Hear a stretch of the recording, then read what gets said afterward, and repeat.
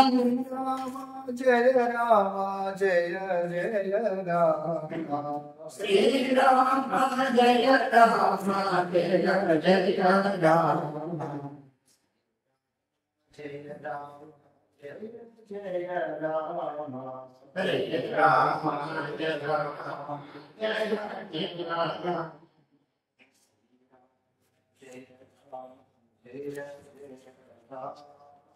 Jai Ram,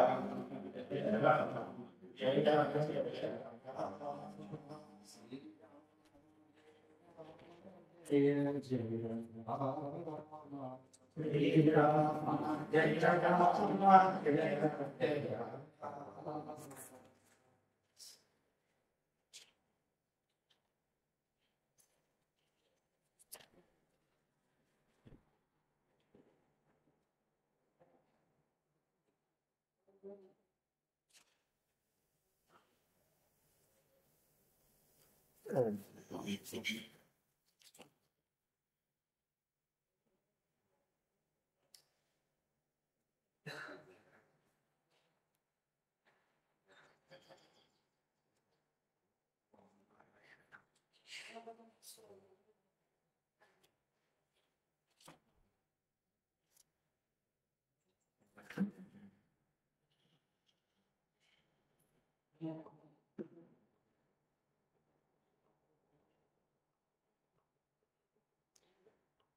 ఓం గురుర్బ్రహ్మ గురుర్విష్ణు గురుర్దేవో మహేశ్వరః గురు సాక్షాత్ పరం బ్రహ్మ తస్మై శ్రీ గురవే నమః.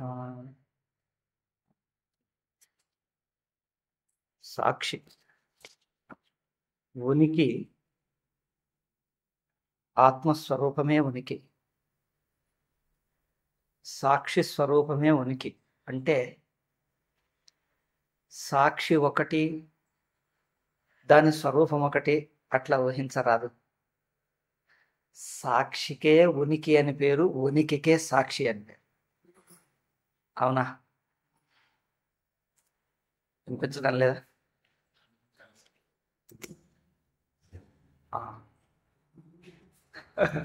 సరే, సాక్షి ఉనికి అంటే రెండు కావు. సాక్షికి ఉనికి ఉన్నది అని అట్లా కాదు చెప్పటం, ఉనికికే సాక్షి అని పేరు. అట్లా ఈ రెండు పర్యాయ పదాలు. ఎవరో అడిగారు, భగవంతుడు ఉన్నాడా అని ప్రశ్న. భగవంతుడు ఉన్నాడా అని ప్రశ్న వేశాడు. అయితే ఇతనేమన్నాడు, భగవంతుడు ఉన్నాడా అదేం ప్రశ్న, అదేం ప్రశ్ననా, భగవంతుడు ఉన్నాడా లేడా అని మనం ప్రశ్న వేశాం, తెలుసుకుందామని. భగవంతుడు అంటే ఏమనుకుంటున్నావు? ఒక మనిషి చేతులు కాళ్ళు ఉండి నీలాగా కూర్చొని తింటూ మాట్లాడుతూ ఉంటాడని అర్థమా? భగవంతుడు అంటే ఉనికి. ఉనికి ఉన్నదా అంటే ఏం ప్రశ్న అది? భగవంతుడు అంటే ఉనికి అని అర్థం. ఉనికి ఉన్నదా అంటే ఏమిటి అర్థం? ఉనికి ఉన్నదా అంటే ఉనికినే పట్టుకుని ఉనికి ఉన్నదా అంటే ఏమర్థం? ఒకటి పేరు తిమ్మప్ప అనట. వాడిని చూసి, ఏం తిమ్మప్ప నీ పేరేమిటి అన్నాడట. తిమ్మప్ప నీ పేరేమిటి? నువ్వు పేరు పెట్టి పిలుస్తూ మళ్ళీ నీ పేరేమిటి అంటే ఇంకేమవుతావు? తిమ్మప్ప అంటే వెంకటేశ్వరుడు, అంతేగా. తిరుమలప్పకు తిమ్మప్ప అంటారు, అంతేనా? కన్నడిగులు తిమ్మప్ప అంటారు, అంటే తిరుమలప్ప వెంకటేశ్వర స్వామి. అట్లా పేరు పెట్టి పిలుస్తూ, ఏం తిమ్మప్ప నీ పేరేమిటి అంటే, చిన్న బాలుడైతే వాడు పాపం నిజంగా పేరు చెప్తాడు. వాడు అంటే పేరు అడుగుతున్నారు, నువ్వు పేరు పెట్టి పిలుస్తున్నావు కదా, ఇంకెందుకు. అట్లాగే భగవంతుడు ఉన్నాడా అంటే ఏమనుకుంటున్నావు? భగవంతుడు అంటే ఒక వస్తువా, ఒక ఆకారమా, ఒకటేదన్నా? ఉనికే భగవంతుడు. ఉనికి ఉన్నదా అంటే మరి ఇంకేంటి? ఉనికి ఉన్నదా అని సందేహం ఏమిటి? ప్రపంచం ఉన్నది, నువ్వు వేస్తున్నావు ప్రశ్న, వింటున్నవాడు ఉన్నాడు, నువ్వున్నావు. మనమందరం ఇది ఉన్నది అని ఉనికి అనుభవంకు వస్తూ ఉండగా ఇంకా ఉన్నదా అంటే అదేం ప్రశ్న? ఏదో ఒకటి ఉన్నదే. నువ్వున్నావా, ఇది ఉందా, గోడ, మనుషులు, చెట్లు, నువ్వు, మనమందరం ఉన్నాక ఉనికి రూపంగా మనమందరం ఉంటూనే ఇంకా ఉనికి ఉన్నదా అంటే అదేం ప్రశ్న? అంటే మనం వేసే ప్రశ్న ఏమంటున్నామో మనకే తెలియదు. అంటే పరమాత్మ అంటే అది ఒక దేశంలో ఉన్నది, ఒక కాలంలో ఉన్నది, ఒక రూపము, ఒక గుణమో అనుకొని ఇట్లా ప్రశ్న వేస్తున్నాడు. ఒక రూపం, ఒక గుణం, ఒక దేశంలో ఒక కాలంలో ఉన్నట్లు ఒప్పుకొని అటువంటిది ఒక దేశంలో ఒక కాలంలో ఒక రూపంగా ఒక గుణంగా ఇటువంటిది ఉన్నదా అని. పోని ఆ రూపం ఆ గుణం ఆ దేశం ఆ కాలం లేకపోతే ఏదో ఒక దేశం ఏదో ఒక కాలం ఏదో ఒక రూపం ఏదో ఒక గుణం ఉన్నదే? మరి ఉనికి అవుతున్నదిగా. ఏదో ఒక రూపం ఏదో ఒక గుణం ఏదో ఒక దేశం, చూడండి మైకు గోడ టేబుల్ మనిషి ఏదో ఒక రూపంగా ఉనికి అవుతున్నదిగా. ప్రపంచము నేను నువ్వు అంతా ఉన్నది ఉన్నది ఏ రూపం అది వేరు. ఒకటి గోడ ఒకటి చెట్టు, ఎంత రకరకాల రూపాలు ఏవే కానీ ఉండటమైతున్నదిగా. మరి ఉనికి ఉండనే ఉంది. ఉనికి ఆయా వివిధ రూపాలుగా తోస్తున్నా ఈ రూపాలన్నీ తోస్తూ ఉండటం ఉన్నది. మరి ఆ ఉనికి గురించి ఎవరికి సందేహం ఉన్నదా అంటే, ఉంటేనే నువ్వున్నావు నేనున్నావు, అందుకే నువ్వు ప్రశ్న వేస్తున్నావు, నీ ప్రశ్న నేను వింటున్నాను. ఇది విన్నాగా నువ్వు నేనున్నావా? మరి అయిపోయింది, ఉనికి ఉంది. ఆ ఉనికి గురించి ఇంకా ప్రశ్న అసంభవం. అంటే ప్రశ్న వేస్తున్నప్పుడు మనం ఉనికిని లెక్కలోకి తీసుకోకుండా ఏదో ఒకానొక రూపం ఒకానొక గుణం ఒకానొక దేశం కాలం అని చూసుకొని ప్రశ్న వేస్తున్నాడు. అందుకే ఈ పొరపాటు జరుగుతుంది. అందుకని సాక్షి అంటే ఇట్లా అనుకోరాదు. ఏమిటి, ఈ వస్తువుల్లాగా అది ఒక వస్తువు అని. ఇప్పుడు మనుషులు ఉన్నారు, గోడ ఉంది, చెట్లు ఉన్నాయి, పశుపక్షాదులు ఉన్నారు, ఇవన్నీ ఉన్నట్టుగా ఇవన్నిటిలాగా సాక్షి ఒకటి అని అట్లా కాదు. ఇవన్నీ ఉన్నట్టుగా ఇవన్నీ వస్తువులు ఉన్నట్టుగా సాక్షి అనేది అది ఒక వస్తువు, అది ఒక వ్యక్తి, ఇట్లా అనుకుని ప్రశ్న వేస్తాం. అట్లాంటిది కాదు. ప్రతి వస్తువు ఏదైనా మన అనుభవానికి రాని వస్తువు కానీ గుణం కానీ క్రియ కానీ ఏ అనుభవమైనా కానీ అది ఉన్నది అనే రూపంగానే అనుభవానికి వస్తుందా? ఆ ఉనికి అంటున్నాం. ఆ ఉనికి ఆయా సందర్భంలో ఆయా రూపం ధరించవచ్చు. ఒక వ్యక్తి ఇక్కడికి వస్తే ఏం చేస్తాడు, వేరే ఏదో మంచి డ్రెస్ వేసుకొని వస్తాడు. తన ఇంటికి పోతే ఇంకో రకంగా ఉంటాడు, ఇంకేదో గుడికి పోతుంటే ఇంకేదో రకంగా ఉంటాడు. అవునా? ఒక్కొక్క చోట ఒక్కొక్క రకంగా మేకప్ వేసుకొని ఉంటాడు, వస్త్రధారణ మేకప్. ఆధునికులు ఆఫీస్కు పోతుంటే ఒక రకంగా డ్రెస్లో కనిపిస్తారు, ప్యాంటు షర్టు ఇంకా ఏదో వేసుకొని. ఇంట్లో కూర్చుంటే ఇంకో రకంగా ఉంటారు, గుడికి పోతుంటేనో పూజ చేస్తుంటే ఇంకో రకంగా ఉంటారు. అంటే వస్త్రాలు, మేకప్లో ఈ 3 రూపాలు ఉండేసరికి ముగ్గురు అయ్యారా ఒకే వ్యక్తి? ఒకే వ్యక్తిని 3 భంగిమలలో చూసినట్టు ఒకే ఉనికిని ఇన్ని భంగిమల్లో చూస్తున్నాం. ఉనికి ఒకటే, భంగిమలు వేరు. ఇవి మనకేమనిపిస్తుందంటే ఒక్కొక్క భంగి ఒక్కొక్క ఉనికి అనిపిస్తుంది. ఇగో ఇది పొరపాటు, ఇది భ్రమ. ఒక్కొక్క భంగిమ, పుస్తకము, మనిషి, గోడ, చాప, కుర్చీ, ఇవన్నీ ఒక్కొక్కటి ఒక్కొక్క భంగిమ అనిపిస్తుంది. ఈ ఒక్కొక్క భంగిమ ఒక్కొక్క ఉనికి అనిపిస్తోంది. అందుకోసం ఇన్ని ఉన్నాయి అంటాం. ఇన్ని ఉంటాయా? లేక ఒక్క ఉనికి ఇన్నిటిగా తోస్తుందా? అట్లా చెప్పండి. అదే ఉనికి ఇప్పుడు పుస్తకం ఉన్నది, టేబుల్కి పోతే కొత్త ఉనికి వచ్చిందా? ఇప్పుడు చూడండి, పుస్తకం ఉన్నది. ఇప్పుడు పెన్ను వచ్చాం, ఈ పుస్తకం వదిలేసి పెన్నుకి వచ్చేసరికి పుస్తక ఉనికి కాకుండా పెన్ అనేది ఇంకొక ఉనికికి వచ్చామా? ఆ ఉనికిని వదిలేసి ఇంకొక ఉనికికి వచ్చామా? లేకపోతే అదే ఉనికిని ఇంకో రూపంగా చూస్తున్నావా? ఉనికి అయితే అదేగా. ఉనికి మారుతుందా? ఎందుకు? పుస్తకం ఉన్నది, పెన్ ఉన్నది అంటే 2 ఉనికులు కావు. ఉనికిని పుస్తకంగా చూసిన ఉనికిని అదే ఉనికి పెన్ను భంగిమ ధరించింది, అదే ఉనికి టేబుల్ భంగిమ ధరించింది, అదే ఉనికి మైకు భంగిమ, అదే ఉనికి మీ రూపం, అదే ఉనికి ఈ రూపం, అదే ఉనికి ఇంకొక రూపం. అంటే మీరు ఎన్నిసార్లు తిరిగి చూస్తున్న ఉనికి ఒక్కటే ఉంటుంది, భంగిమలు మారుతున్నాయి. మనిషి కూర్చుంటే, నిల్చుంటే, వంగితే, మాట్లాడితే, పడుకుంటే ఈ వివిధ భంగిమల్లో ఒకే మనిషి ఎట్లా ఉంటాడో ఒకే ఉనికి ఇన్ని భంగిమల్లో తోస్తుంది. మనమేమో ఒక్కొక్క భంగిమను ఒక్కొక్క ఉనికిగా పెట్టేస్తున్నాం.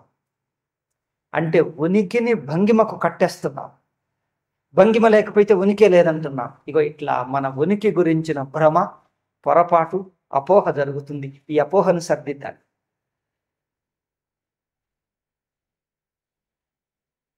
అపోహను సరిదిద్దటం అంటే ఉనికిని ఉనికిగా, శుద్ధ ఉనికిగా చూడటం. భంగి ఏదే కావచ్చు, భంగికి కట్టెయ్యకు. భంగి కనిపించే తీరు అంతే, అది ఉండటం అంతే. ఉండటమే, ఉనికి ఉనికే. అందుకని ఏదైతే ఉనికి, ఏది అంటే అది ఒకానొకటి అనకూడదు, సర్వ ఉనికి, అఖండ అనంత సర్వ బ్రహ్మాండ రూప ఉనికి. ఆ ఒక్క ఉనికికే సాక్షి అని పేరు. సాక్షి ఎక్కడుంది? మనమందరం ఇక్కడ పాఠం చెప్పుకుంటూ ఉంటే అక్కడ పైన కొండ మీద కూర్చొని చూస్తుందా సాక్షి అంటే? సాక్షి అంటే అక్కడ కూర్చొని చూస్తాడా ఏమిటి? సాక్షి అంటే నీ రూపంగా, నా రూపంగా, ఈ మాట రూపకంగా, వెనుకిడి రూపకంగా, అన్ని అనుభవాల రూపకంగా ఏదున్నదో ఆ ఉనికిని సాక్ష్యం. అయితే సాక్షి ఎక్కడుంది అంటే ఎక్కడ అనేదే ఒక సాక్షిలో ఉంది. ఎక్కడ అనేదే ఒక దేశబుద్ధి. దేశబుద్ధి ఉనికిలో ఉంది. ఉనికి ఎక్కడ అనే ఆ ప్రశ్నకు అర్థం లేదు. అంటే మనము ఒక చోట ఉనికి ఉన్నట్లు చూస్తున్నాం. ఇక్కడి నుంచి బెంగళూరు, ఇక్కడి నుంచి బెంగళూరు ఎన్ని కిలోలు ఉన్నది, ఎన్ని కిలోగ్రాములు ఉన్నది అంటే మీరేమంటారు? మళ్ళీ చెప్పండి స్వామీజీ. ఇక్కడి నుంచి బెంగళూరు ఎన్ని కిలోగ్రాములు ఉన్నది, ఎన్ని క్వింటాళ్ళు ఉన్నది? ఓ అదేమిటి అట్లా అంటారేమిటి అని నేను నాకు తెలియక అడుగుతున్నాను. ఇక్కడి నుంచి బెంగళూరు ఎన్ని కిలోగ్రాములు, ఎన్ని క్వింటాళ్ళు, ఎన్ని షేర్లు ఉన్నది? అది అట్లా ఉండదు. అంటే మరి ఎట్లా ఉంటుంది చెప్పు? దూరాన్ని కిలోగ్రాములుగా మనం కొలవం. కిలోగ్రాములు అంటే ఎవరు చెప్పరాదు, అట్లాంటిది ఉండదు. ఉంటుందా? దూరాన్ని కిలోమీటర్లు, మీటర్లు, సెంటీమీటర్లు అట్లా కొలుస్తామే కానీ దూరాన్ని మీటర్లుగా కొలుస్తాం, బరువును కిలోగ్రాములుగా కొలుస్తాం. అంటే పోనీ దూరాన్ని కిలోగ్రాములుగా చెప్పు, ఏముంది? అట్లా కొలతకు అందదు, కిలోగ్రాముల కొలతకు అందదు, అంతే. పోనీ కిలోగ్రాములు అందకపోతే లీటర్లు చెప్పండి, ఎన్ని లీటర్లు, ఎన్ని గ్యాలన్లు ఉన్నది? అది అందదు. అంటే ఈ కొలతకు అది అందదు. అట్లాగే ఉనికి అనేది ఏ కొలతకు అందదు. ఒక మనిషి అయితే ఎక్కడున్నాడు అంటాం, అవునా? మనిషి అయితే ఎక్కడున్నాడు అంటాం. పుస్తకం అంటే ఎక్కడ పెట్టాడు అంటాం. చెట్టు అంటే అది ఎక్కడున్నది అంటాం. సోమవారం అంటే అది ఎక్కడున్నది అని అడుగుతారు ఎవరన్నా? అది ఎక్కడున్నదండి అంటాడు. మా ఇంట్లో ఉన్నదండి, చూపిస్తాను రండి అంట. ఏమిటి సోమవారం? మా ఇంటికి రండి చూపిస్తాను. సోమవారం ఒక చోటు ఉంటుందా? అంటే ప్రతి ఒక వస్తువు పేరు వినగానే అది ఒక చోట ఉండేదా, ఒక కాలంలో ఉండేదా, ఒక గుణమా, అది వస్తువా, వ్యక్త్యా, చెట్ట, ఏదో ఒకటి ఉండాలిగా. అది ఊహించుకొని ఎక్కడా అని అంటాం. ఎక్కడా అని అడుగుతున్నామంటే దాన్ని ఒక వస్తువుగా మీరు భావిస్తున్నారు, అందుకే ఎక్కడా అని ప్రశ్న వేశారు. ఎక్కడా అని ప్రశ్న వెయ్యటంలోనే మీ మనస్సు ఒకటి ఊహించుకొని పెట్టుకుంది. ఏమిటి? అది ఒక వస్తువు, ఒక చోట ఉండగలిగినది అని. నేను సోమవారం అంటే అది ఎక్కడుంటుందండి అంటే నేను ఏమంటున్నానో వింటున్నావా అని ఆయన మళ్ళీ అంటాడు. బాగా విన్నాను. ఏమన్నారు మీరు? సోమవారం అన్నారుగా. అవును. మరి అది ఎక్కడుంటుంది చెప్పండి అని. ఏమనుకుంటున్నావు సోమవారం అంటే? అవునండి సోమవారమే, ఎక్కడుంది చెప్పండి అంటే. అంటే సోమవారం నువ్వు ఏదో ఒక వ్యక్తి పేరు అనుకుంటున్నావు, వస్తువు పేరు అనుకుంటున్నావు, పండు పేరు అనుకుంటున్నావు. ఒక మామిడి పండులాగా సోమవారం పండు ఉంటుందా ఏమిటి? అంటే సోమవారం అనేది కాలం అయితే ఎక్కడా అని ఎవరు అడగరు. అంటే కాలమును ఒక చోట చూడము, చోటుగా చూడరాదు, అట్లా అనుభవంలోకి లేదు, అనుభవంలో రాదు. అట్లాగే ఉనికి అంటే ఎక్కడా అంటే అదేమిటి? ఉనికి అంటే ఏమనుకుంటున్నావు? అది ఒక వస్తువా, ఒక చోట ఉండగలిగింది? తల మీద ఎత్తుకొని తీసుకురావచ్చా ఏమిటి ఉనికి అంటే? నువ్వు ఉనికి అంటే ఏమిటో అర్థం చేసుకో. ఎక్కడ, ఎప్పుడు, ఏమిటి అని ప్రశ్న రాదు. ఎక్కడ అంటే ఒక చోట ఉండే వస్తువు కాదు. ఎప్పుడు అంటే ఒకానొక ప్రత్యేక కాలంలో ఉండే వస్తువు కాదు. అన్ని కాలాల్లో ఉంటే ఎక్కడ అనే, ఎప్పుడు అనే ప్రశ్న ఎట్లా వస్తుంది? భూతకాలంలో భూతకాలము ఉన్నది, వర్తమానం ఉన్నది, భవిష్యత్తు ఉన్నది, అన్ని 3 కాలాలు ఉన్నది, కాలం లేకుండా ఉన్నది. దాన్ని నువ్వు ఎప్పుడు అని ఎట్లా వేస్తావు ప్రశ్న? అక్కడ ఉన్నది, ఇక్కడ ఉన్నది, ఇంకెక్కడో ఉన్నది, దూరంలో ఉన్నది, దగ్గర ఉన్నది, అంతటా ఉండటమే ఉనికి. అటువంటిది ఎక్కడ అని ఎట్లా వేస్తావు? నువ్వుగా ఉన్నది, నేనుగా ఉన్నది, అదిగా ఉన్నది, దానిగా ఉన్నది, దీనిగా ఉన్నది, అన్ని వస్తువులుగా ఉన్నది, ఏది లేదన్న రూపంగాను ఉన్నది. అటువంటిది ఎవరది అంటే ఎట్లా వేస్తాం ప్రశ్న? అంటే ఉనికి గురించి మనం అర్థం చేసుకున్న దాన్ని బట్టి ప్రశ్న వేస్తాం. మనం వేసే ప్రశ్నలో దాని గురించి ఒకానొక భావన ఉన్నది, ఇట్లా ఉంటది అని ఊహించుకొని ప్రశ్న వేస్తాం. శాస్త్రం చెప్తుంది నువ్వు ఆ ప్రశ్న వేయటంలోనే తప్పుంది. ఎందుకు తప్పు? నీ ప్రశ్నలో ఒకటి ఊహించుకొని ప్రశ్న వేస్తున్నావు, ఆ ఊహనే తప్పు అని మేము చెప్తున్నాం. ఓ అట్లాగా, అయితే ఇంకెట్లా? ఒక చోటు అని అనరాదు, ఒకప్పుడు అనరాదు, ఒకానొక వస్తువు అనరాదు, నువ్వుగా నేనుగా అది ఇది దానిగా దీనిగా అదిగా ఇదిగా లేదు. మరేమిటి? ఉండటమే ఉనికి. ఎవరిగా అడగకు, దేనిగా అడగకు, ఉనికే చూసుకో అంతే. ఏదో రకంగా ఉందా అది ఉనికి అంతే. ఏ రకంగా, ఏ రూపంగా, ఎప్పుడు, ఎక్కడ, ఎట్లా, ఏమైనా, ఏ రీతిగానైనా ఉంటే చాలు, అదే ఉనికి. అది ఎప్పుడు అనుభవంకి వచ్చింది చెప్పు అని. అది ఎప్పుడు అని చెప్పాలి? అంతటా ఉంది, అన్ని అనుభవాల్లో ఉంది, అన్ని దేశాల్లో, అన్ని కాలాల్లో, అన్ని వస్తువుల్లో, అన్ని అనుభవాల్లో, అన్ని తీరులుగా అదే ఉంది. అది ఉనికి, అది సాక్షి. అట్లా చూడాలి. మన బుద్ధి ఎప్పుడు ఏదో ఒక చోటు, ఒకప్పుడు, ఒకటి ఇట్లాగే ఆలోచిస్తుంది. ఇది కాదు అంటే బుద్ధికి ఇమడదు గనక బుద్ధి ఒప్పుకోదు. ఎందుకు? బుద్ధికి ఎప్పుడో ఒకప్పుడు అని చెప్పండి, ఎక్కడో ఒక చోట చెప్పండి, ఏదో ఒక రీతిగా చెప్పండి. ఇది కాదు అంటే మరి నేను ఎట్లా ఆలోచించను అంటాడు. నీ ఆలోచించొద్దనే చెప్తాను. ఎందుకంటే బుద్ధి ఇట్లాగే పడుతుంది. ఇట్లాగే చెప్పు, లేకపోతే నా బుద్ధికి అర్థం కాదు. బుద్ధికి అర్థం కాకపోతే నేను వినా, అది నాకు లేనే లేదంట, నేను ఒప్ప. నా బుద్ధి ఇట్లాగే చూస్తుంది, ఇట్లాగే కావాలి. ఇక్కడి నుంచి బెంగళూరు ఎన్ని కిలోగ్రాములు చెప్పు అంటే కిలోగ్రాములు లెక్కకు రాదయ్యా అంటే నాకు అదే తెలుసు, నాకు అట్లాగే చెప్పాలి మీరు అంటే ఏం చేయండి? అంటే కిలోగ్రాములే వీడికి తెలుసు, కిలోమీటర్లు తెలియదు. అప్పుడేం చెప్పొస్తుంది? నీ కిలోగ్రాముల కొలత పక్కకు పెట్టి చూడు. అట్లాగే మన బుద్ధి ప్రపంచమును చూడటానికే బుద్ధి పనికొస్తుంది. మానవుడి బుద్ధి అంటే మనస్సు ప్రపంచాన్ని చూడటానికే పనికొస్తుంది. అంటే ప్రపంచం అంటే ఒకానొక దేశం, ఒకానొక కాలం, ఒకానొక వస్తువు. ఈ మూడింటిని చూడటానికే పనికొస్తుంది. ఈ మూడు కాకుండా అంటే బుద్ధి పనిచేయదు, బుద్ధికి అర్థం కాదు. ఇక్కడి నుంచి బెంగళూరు ఎన్ని కిలోగ్రాములు అంటే బుద్ధికి తోచదు. ఏం చేయాలి? అది ఏమో అంటున్నాడు, నాకేం అర్థం కాదే. ఎందుకు?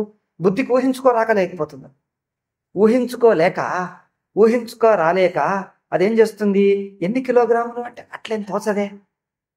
అట్లాగే బుద్ధి ఎక్కడో ఒక చోట చెప్పండి, ఎప్పుడో ఒకప్పుడు చెప్పండి, ఏదో ఒక రీతిగా చెప్పండి. ఇవి మూడు కాదు, మనస్సుకు తోచదు, మనస్సే పనిచేయదు. మరి అదే కావాలి. మనస్సు లేనిపోని ఎక్కువ పనిచేస్తున్నది, ఆపే. అదే వద్దు. లేనిపోని ఎక్కువ పనిచేసి ఉన్న ఉనికిని కప్పేసి జగత్తు తయారు చేసి పెడుతుంది. ఉనికిని ఉనికిగా చూడవయ్యా అంటే ఉనికిని కప్పేసి దాన్ని జగత్తుగా చూపిస్తుంది. ఒక దేశంగా, ఒక కాలంగా, ఒక వస్తువుగా చూపిస్తుంది. ఆ చూపించటం వద్దు. లేనిపోని ఉనికిని తీసి ఇలా చెయ్యకు. ఉనికిని దేశకాల వస్తువులుగా చెయ్యకు. ఉనికిని ఉనికిగానే చూడు. అది నాకు రాదు, అందుకే అన్నా నువ్వు నోరు మూసుకోవాలి. ఎవరికి? బుద్ధికి. నువ్వు వచ్చే ఆ ఉనికిని, సాక్షిని కప్పేసి అవస్థగా చూపిస్తున్నావు. సాక్షిని కప్పేసి లేనిపోని అవస్థగా చూపిస్తున్నావు. నువ్వే వద్దు, నువ్వే లేనిపోని సాక్షిని కప్పుతున్నావు. నువ్వు లేకపోతే అవస్థ పోతుంది, సాక్షి మిగులుతుంది. అదే కావాలి మాకు. అయితే ఏం ఉపకారం చెయ్యాలి అంటుంది బుద్ధి. ఉపకారం చెయ్యాలా? నువ్వు పక్కకు తప్పుకో, నోరు మూసుకో, అదే పెద్ద ఉపకారం. నువ్వు అడ్డు తప్పుకో, అదే ఉపకారం. నేను సేవ చేస్తా అంటాను, అదే వద్దన్నా. నువ్వు సేవ చేస్తా అంటే ఉన్న చెడగొడతావు. సాక్షిని కప్పేసి అవస్థలు తయారు చేస్తావు, అదే నువ్వు చేస్తున్న పని. వద్దంటున్నావు. దానికి తెలియటం లేదు. నేను సేవ చేస్తా అంటే వద్దన్నారు. ఎందుకంటే నువ్వు ఇన్నాళ్ళు చేసే సంసారం సృష్టించావు. ఈ సేవ చాలదా? సంసారం, జన్మ, మరణం, సుఖం, దుఃఖం, ఈ చేసిన సంసారం చాలదా? ఒక్కడు కాదు, ఇంతమందిని సృష్టించి ఇంతమందికి సంసారంలో ముంచి ముంచి ముంచి ముంచి అందరు ఏడుస్తూ ఉంటే నీకు ఏమాత్రం కనికరం లేకుండా ఇంత పెద్ద సంసారం చేశావు. ఇది చాలదా? ఇంకా కావాలా? ఇంకేం సేవ చేస్తావు? నేను అట్లాంటి వాడిని కాదండి, నిజంగా నేను సేవ చేస్తా. ఏం చేస్తావు చెప్పు పోని? దేశకాల రహితమైన ఉనికికి దేశం అంటగడతా, కాలం అంటగడుగుతా. ద్వైతరహితమైన ఉనికికి ద్వైతం అంటగడతా. ఇది నా సేవ కదండి అంట. అదే వద్దన్నాను. ఆ సేవనే వద్దన్నాను నీవి. అవునా? అంతటా ఉన్న ఉనికిని ఒక్కచోట చూస్తా అంటే ఏంటి? అందుకని మొత్తం అవస్థను ఒకేసారి చూడు. అదే సాక్షి ఉనికి. సాక్షికి ఉనికి అనకండి, ఉనికికే సాక్షి అని పేరు. అది ఎక్కడ అనకండి. ఎందుకంటే మనస్సు, ఈ చూస్తున్న మనస్సు, చూడబడుతున్నది మొత్తం కలుపుకొని ఒక్కటిగా చూడు. అది స్వయంగా ఉంది. అంత ఆయాస పడకు, అంత కష్టపడనక్కర్లే. మనస్సే లేనిపోని కష్టపడుతుంది. తేలిగ్గా ఉండు. తానే ఉన్నది, స్వయంగా ఉన్నది, స్వప్రకాశంగా ఉన్నది, స్వతసిద్ధంగా. నువ్వు చేసినా ఉన్నది, చెయ్యకున్నా ఉన్నది, చూసినా ఉన్నది, చూడకుండా ఉన్నది, నడిచినా ఉన్నది, నడవకుండా ఉన్నది, ఊరికే కూర్చున్నా ఉన్నది. ఏం చేస్తున్నా ఉన్నది, స్వయంగానే ఉన్నది. ఇంకేం కావాలి? అందుకే ఎవరో చెప్పేవారు, నేను మొదట్లో వేదాంతం వింటుంటే ఏం చెయ్యాలి అంటే అప్రయత్న సిద్ధం కైవల్యం అన్నారు.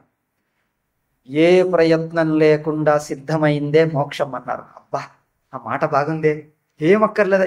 ఏం అక్కర్లేదు. నువ్వు చేస్తేనే లేనిపోనిది అడ్డవుతుంది. నువ్వేమి చేయనక్కర్లేదు. తానుగా అప్రయత్న సిద్ధం కైవల్యం. అబ్బా,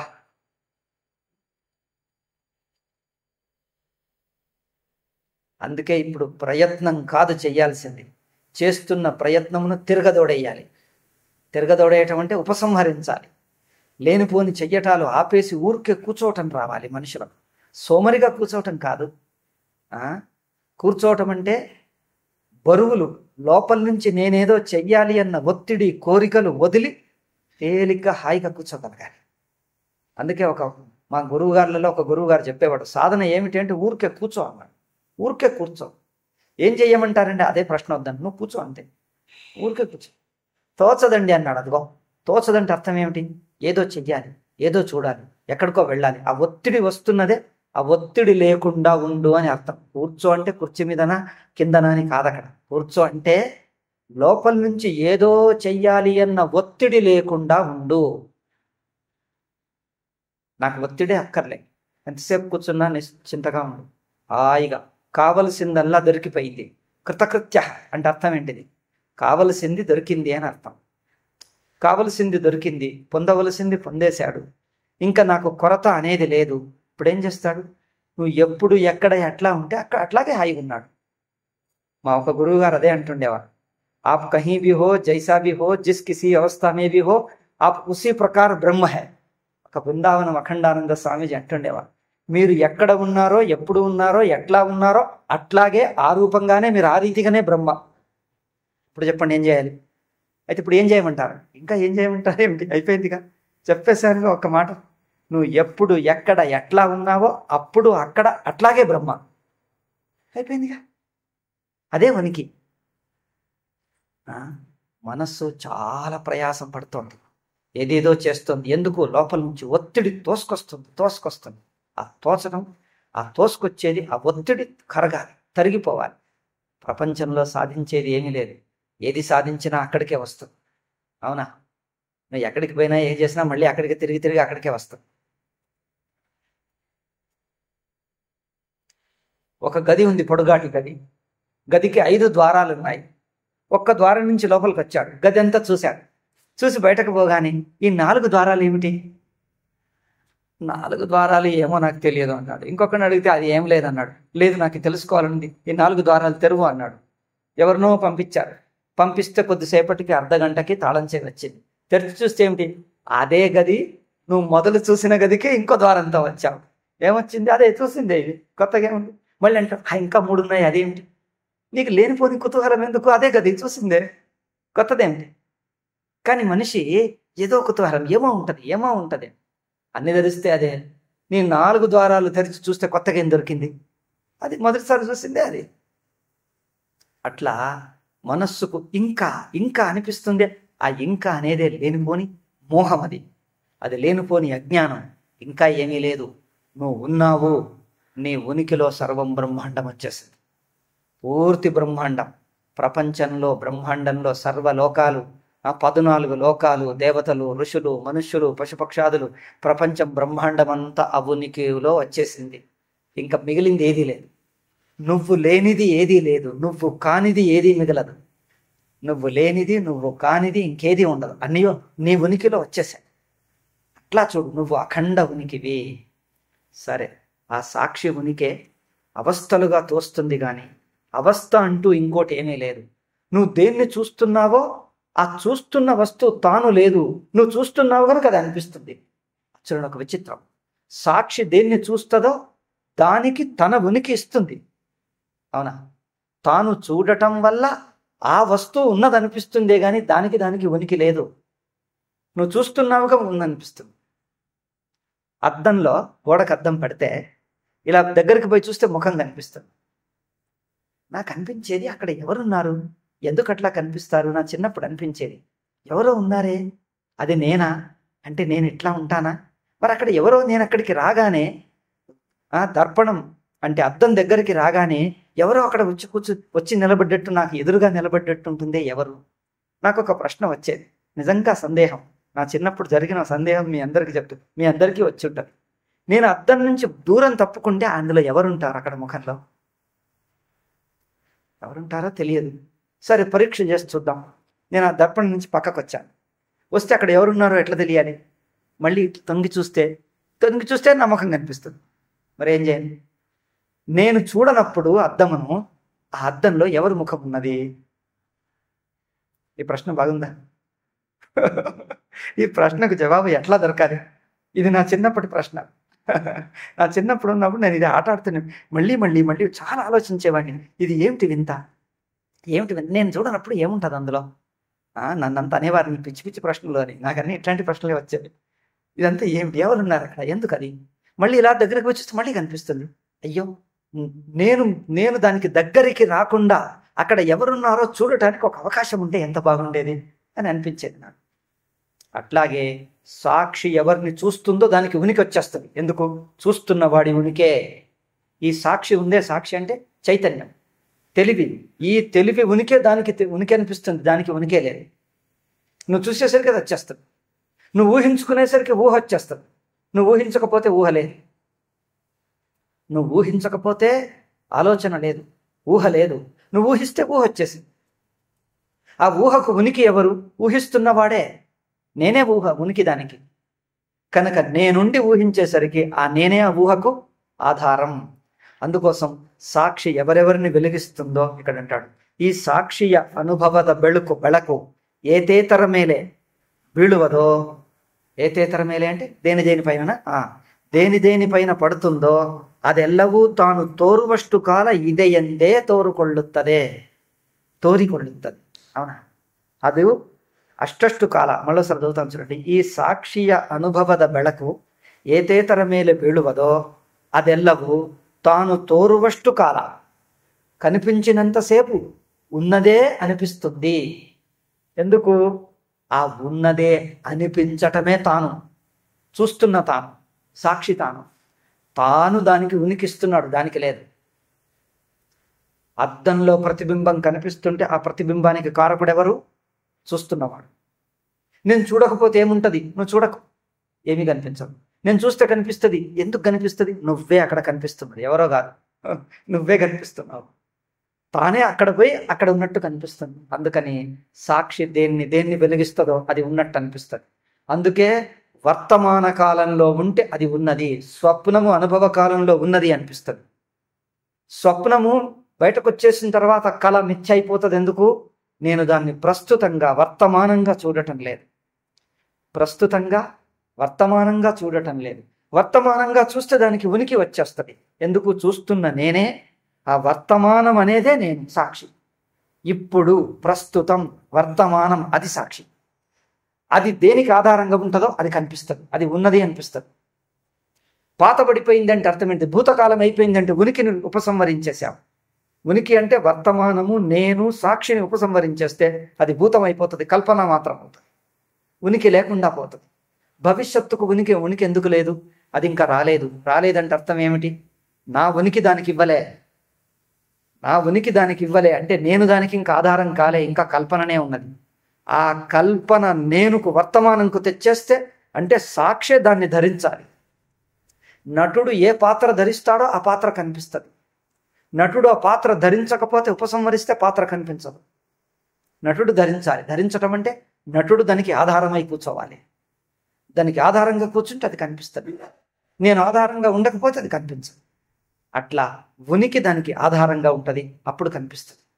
సాక్షి ఆధారంగా ఉంటే ఆ స్వప్నావస్థ జాగ్రత్తగా తోచింది. ఎందుకు? ఆ జాగ్రత్త ఎవరు? సాక్షి ఇచ్చింది, దానికి తన ఉనికిని ఇచ్చింది. మరి ఇప్పుడు ఈ జాగ్రత్త ఎందుకు అనిపిస్తుంది అంటే దీనికి వర్తమానంగా ఉన్నది. దేనికి వర్తమానంగా ఉంటుందో అది సత్యం అయిపోతుంది. ఎందుకు? సాక్షే సత్యం, తన సత్యమే ఇంకొకళ్ళకిస్తుంది. ಆದ್ದರಿಂದ ಅದರಲ್ಲಿರುವ ಎರವು ಸಾಕ್ಷಿಯದೇ, సాక్షియ ఇరవిన నెరళే ఎందు సిద్ధవాయితు. నెరಳು అంటే నీడకు ఉనికి ఎవరిస్తారు? మూల వస్తువే. నా నీడకు నేనే ఆధారం. నేను లేకపోతే నీడ లేదు. నీడ లేకున్నా నేనుండగలను, నేను లేకపోతే మాత్రం నీడ ఉండదు. నీడ ఉండదు. కనుక నీడకు ఆధారం నేనే, నీడకు ఉనికి నేనే. ಅట్లాಗೆ ಸಾಕ್ಷಿಯ ಇರವಿನ ನೆರಳೇ ಎಂದು ಸಿದ್ಧವಾಯಿತು. ಒಂದೇ ಇರವು ಬೇರೆ ಬೇರೆಯಾಗಿ ವಿಂಗಡಿಸಿಕೊಂಡಿರುವಂತೆ ಕಾಣಿಸಬಹುದೆಂಬುದಕ್ಕೆ ಕನಸಿನ ಅನುಭವವೇ ನಮಗೆ ದೃಷ್ಟಾಂತವೆಂದು ಆಯಿತು. ಒಂದೇ ಇರವು ಬೇರೆ ಬೇರೆಯಾಗಿ ಏಕೆ ತೋರುವುದೆಂಬುದಕ್ಕೆ ನಮಗೆ ಕಾರಣವು ತಿಳಿಯದೇ ಇರಬಹುದು. ಆದರೆ ಹಾಗೆ ತೋರಿಕೊಳ್ಳುವುದೆಂಬ ಬಗ್ಗೆ ಯಾವ సంశయం ఉಳಿಯುವುದಿಲ್ಲ. ఎందుకు ఈ అనేక రూపాలై తోస్తున్నది అంటే కారణం చెప్పలేమేమో, కానీ తోస్తున్నది అని మాత్రం చెప్పగలం. ఏది చూసావంటే అది ఉందని అర్థం. ఉంది అంటే దానికి సాక్షి వచ్చేసిందని అర్థం. సాక్షి తన ఉనికిని ఇచ్చేసిందని అర్థం. ఆధారంగా ఉన్నది. ఇప్పుడు ఉనికి, కేవల ఉనికిని మనం చూడలేదు. కేవల ఉనికిని ఎవరు చూడాలి? కళ్ళు చూస్తాయా? చెవులు చూస్తాయా? మనస్సు చూస్తుందా? కేవల ఉనికి అంటే వట్టి ఉనికి. వట్టి అంటే ఒక దేశం, ఒక కాలం, ఒకప్పుడు, ఒక రీతి, ఒకానొకటి అట్లా లేదు. లేకుండా ఊరికే ఏమిటి అంటే ఏమీ కాదు, ఉన్నదంతే. అట్లా ఎవరికి ఇంద్రియాలకు మనస్సుకు రాలేదు. అయితే మనం చూస్తున్నదంతా ఇంత మాత్రం చెప్పగలం. నువ్వు ఏదేది చూస్తున్నావో, ఏదేది అనుభవిస్తున్నావో అదంతా సాక్షి ఆధారంలోనే అనుభవంకి వస్తున్నది. అంటే ఉనికి నానా రూపాలుగా, ఏ నానా రూపాలుగా తోస్తున్నదో ఆ తోస్తున్న రూపాలుగా మనకు కనిపిస్తుంది. ఉనికి ఏ నానా రూపాలుగా కనిపిస్తున్నదో ఆయా రూపాలుగానే ఉనికి మనకు కనిపిస్తున్నది. అంటే ఉనికిని మనము ఎప్పుడూ చూస్తున్నాం. ఉనికిని చూడటం అంటే అనుభవం. ఉనికి అనుభవంలో లేకుండా లేదు. కాకపోతే ఏదో ఒక కనిపించే రూపమును ధరించి కనిపిస్తుంది. దేశ రూపం, కాల రూపం, ఇంద్రియ గోచర రూపం, మనోగోచర రూపం, ఏదో ఒకటి మనకు గోచరమయ్యే రూపంగా కనిపిస్తుంది. ఏదో ఒక గోచరమయ్యే రూపంగా కనిపిస్తుంది. శుద్ధ ఉనికిని మాత్రం మనం చూడలేదు. దానికోసం ముందు దీని తర్వాత ముందంటే ఇక ముందటి ತನಿ ನಿದ್ರೆಯಲ್ಲಿ ಎಲ್ಲವೂ ಬರಿಯ ಇರುವೆ ಆಗಿರುತ್ತದೆ. ಮುಂದಿನ ಪಾಯಿಂಟ್ ఇది 61. 61వ పాయింట్లో ఈ ఉనికి, కేవల ఉనికి, శుద్ధ ఉనికి, జాగ్రత్త రూప ఉనికి, స్వప్న రూప ఉనికి చూసాం. ఇప్పుడు జాగ్రత్త రూపం కాకుండా, స్వప్న రూపం కాకుండా శుద్ధమైన ఉనికి ఉన్నదా? అట్లాంటిది ఉంటుందా? ఉనికి అనేక రూపాలను మారుస్తూ ఉంటే ఏదో ఒక రూపంలో కనిపిస్తూ ఉన్నది, కానీ మారుస్తూ ఉన్నది. మరి మారుస్తూ ఉన్నప్పుడు తాను స్వయంగా ఏ రూపం లేకుండా, ఏ అవస్థ లేకుండా ఉంటుందా? ఉంటుంది. ಅದೆಟ್లా? ಮನಸ್ಸು ಶುಕ್ತೆ. ಅವನ ತನಿನಿದ್ದೆಯ ಅನುಭವವನ್ನು ಮನದಂದರೆ ಈ ಅಭಿಪ್ರಾಯವು ಇನ್ನೂ ಗಟ್ಟಿಯಾಗುತ್ತದೆ. ಏಕೆಂದರೆ ಅಲ್ಲಿ ಎಚ್ಚರ ಕನಸುಗಳಂತೆ ನಮ್ಮ ಮುಂದೆ ಕಾಣಿಸುವ ಯಾವುದೊಂದು ಪ್ರಪಂಚವೂ ಇರುವುದೇ ಇಲ್ಲ. ಸ್ವಪ್నంలో సుషుప్తిలో ఏ ప్రపంచము, ఏ రూపము లేదట. జాగ్రత్త రూపమో, స్వప్న రూపమో, చూస్తున్న వాడి రూపమో, చూడబడుతున్న రూపమో, దేశ రూపమో, కాల రూపమో, వస్తు రూపమో, అది ఇది అట్లా ఇట్లా, నువ్వు నేను, ఈ రూపాలు ఇవన్నీ ఏమిటి?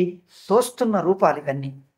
నువ్వు నేను, అది ఇది, అక్కడ ఇక్కడ, అట్లు ఇట్లు, ఇవన్నీ తోస్తున్న రూపాలు. ఈ రూపాలు ఏ రూపంగానూ తోచదు, కానీ ఉంటుంది.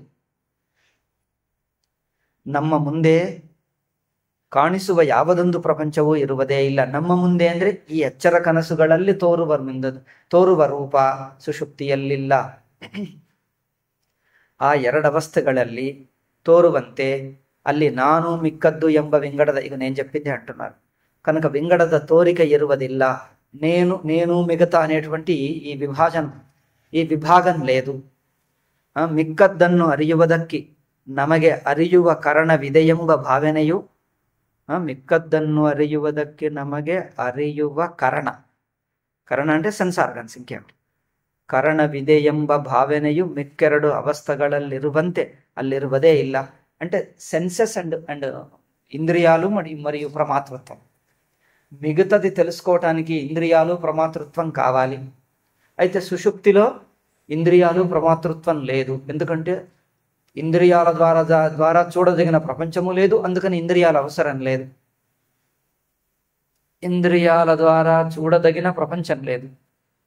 ప్రపంచం అంటే శబ్దస్పర్శ రూపరస గంధ, అవి లేవు, అందుకని ఇంద్రియాల అవసరం లేదు. మనస్సు ద్వారా చూడదగిన అనుభవాలు, ఊహలు, ఆలోచనలు, భావాలు అవి లేవు, అందుకని మనస్సు అవసరం లేదు. జ్ఞేయంగా చూడవలసింది ఏమీ లేదు, అందుకని జ్ఞాత కూడా లేడు.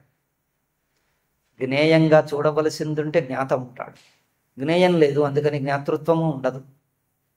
ఇట్లు ತೋರಿಕೆಗಳೇ ಇಲ್ಲದ್ದರಿಂದ ಅವುಗಳಲ್ಲಿ ಕೆಲವು ನಿಜದ ಅರಿವುಳ್ಳವು, ಮತ್ತೆ ಕೆಲವು ಹುಸಿ ತೋರಿಕೆಯವು ಎಂಬ ವಿಂಗಡವೂ ಅಲ್ಲಿರುವುದಿಲ್ಲ. అంటే జాగ్రత్త సత్యమని, స్వప్నం మిథ్య అని మనం అనుకుంటామే. ఒకటేమో మిథ్యా ప్రతీతి, ఒకటి వాస్తవ ప్రతీతి. ఒకటి నిజంగా ఉన్నట్లు తోస్తుంది, ఒకటి ఊరికే కల్పితంగా నిజంగా లేకున్నా ఉన్నట్లు అనిపిస్తుంది అంతే, ఊరికే హుసి తోరికే, మిథ్యా ప్రతీతి. ఈ రెండు సుషుప్తిలో లేవు. ಹೀಗೆ ಅರಿವು ಇರವು, ನಾನು ನೀನು ಅವರು ಪ್ರಪಂಚ ನಿಜ ಸುಳ್ಳು ಎಂಬ ಯಾವ ವಿಂಗಡವೂ ಇಲ್ಲದೆ ನಮ್ಮ ಸಾಕ್ಷಿ ಒಂದೇ ఇరువ అవస్థయదాగిరుತ್ತದೆ. ఆ అవస్థ అసలు నిజంగా దాన్ని అవస్థ అనలేము, ఎందుకంటే అది తాత్కాలిక స్థితి కాదు, ఎప్పుడూ ఉన్నదే. అంటే అవస్థలన్నీ ఎక్కడికి పోయాయి? జాగ్రత్త స్వప్నము సుషుప్తిలో లేదు. లేదంటే ఏమిటి? పక్కన పెట్టిపోయామా? మనం మామూలుగా లేదంటే అర్థం ఏమిటి? ఏదో ఒక వస్తువు లేదంటాం. ఇక్కడ మామిడి పండు ఉన్నదా? నా చేతిలో మామిడి పండు ఉన్నదా? ఏమో చూసి చెప్తామంట, అవునా? దగ్గరికి తీసుకురండి, ఒకసారి ముట్టి చూస్తాను నిజంగా ఉన్నదో లేదో. అట్లా అంటారా? ఏమి లేదుగా. అట్లాగే ఇక్కడ లేదు అంటే అర్థం ఏమిటి? ఇక్కడ లేదు, కానీ మామిడి పండు అనేది ఒకటి ఉన్నది, అవునా? ఎక్కడో ఒక చోట ఉంది. మామిడి పండు అనేది ఒకటి ఉంటే అది ఇక్కడ లేదంటాం. అట్లా కాకుండా జాగ్రత్త స్వప్నాలు సుషుప్తిలో లేవు అంటే జాగ్రత్త స్వప్నాలు ఎక్కడనూ లేవు, సుషుప్తిలో ఎందుకు? ఎక్కడనూ లేవు. ఆ లేకపోవటమే ಸುಷುಪ್ತಿ. ತನಿ ನಿದ್ದೆಯಲ್ಲಿ ಯಾವದೊಂದು ಇರುವುದಿಲ್ಲವೆಂಬುದು ಹೇಗೆ ನಿಶ್ಚಯವಾದರೂ ಅಲ್ಲಿ ನಮ್ಮ ಸಾಕ್ಷಿ ಸ್ವರೂಪವು ಇರುವುದಿಲ್ಲವೆಂದು ಹೇಳುವುದಕ್ಕೆ ಮಾತ್ರ ಆಗುವ ಹಾಗಿಲ್ಲ. ఇది బాగుంది చూడండి. మిగతా ప్రపంచం లేదనేది మనం ఎలా తెలుసుకున్నామో తెలియదు, ఆ తర్వాత మాట. తెలియదు అంటే తర్వాత మాట. కానీ నేను లేను అనేది మాత్రం ఎవరనలేరు. అనగలరా? సాక్షే లేదు అనేది ఎవరు అనలేరు. సాక్షే లేకపోతే సుషుప్తి అవస్థనే ఉండేది కాదు. సుషుప్తి అనేది ఒకటి ఉంది అంటే సాక్షి మాత్రం ఉన్నది. సాక్షి అంటే ఎవరు? ఇప్పుడు నేను జాగ్రత్తలో ఒక వ్యక్తిగా ఉన్నాను, అవునా? ఇప్పుడు జాగ్రత్తలో నేను ఒక వ్యక్తిగా ఉంటే సుషుప్తిలో సాక్షి ఉన్నాడు అంటే ఈ జాగ్రత్త వ్యక్తి కాకుండా మరొక వ్యక్తి అక్కడ ఉన్నది. ఇక్కడ ఒకడిని నేనున్నాను, అక్కడ ఇంకొకడు ఉన్నాడా సాక్షి అంటే? మరి ఎవరు సాక్షి అంటే? తానే ఈ దేహ ఇంద్రియ మనస్సులు వదిలి ఉంటే సాక్షి. నువ్వు ఇంకో చోటికి పోవటం కాదు. సుషుప్తి అంటే ఇక్కడి నుంచి మరొక చోటికి పోవటం కాదు, ఎక్కడ ఉన్నాడో అక్కడే ఇంద్రియ దేహ మనస్సులు వదిలి ఉంటాడే, దాన్నే సుషుప్తి అన్నాం, దాన్నే సాక్షి అన్నాం. సాక్షి అంటే ఎవరో కాదు, తానే ఈ వ్యక్తిగా వదిలితే, ఈ వ్యక్తిత్వం వదిలి ఉంటే అదే సాక్షి. కనుక సాక్షి అనేది మరొక చోట మరొక వ్యక్తి, మరొక చోటు కాదు, మరొక వ్యక్తి కాదు, మరొక అవస్థ కాదు. తననే ఒక సంబంధరహితంగా ఉండటం అంతే. ఒకానొక సంబంధంలో ఉంటే జాగ్రత్త అవస్థ, సంబంధరహితంగా ఉంటే అదే సుషుప్తి అంతే. తనకే సుషుప్తి అని పేరు.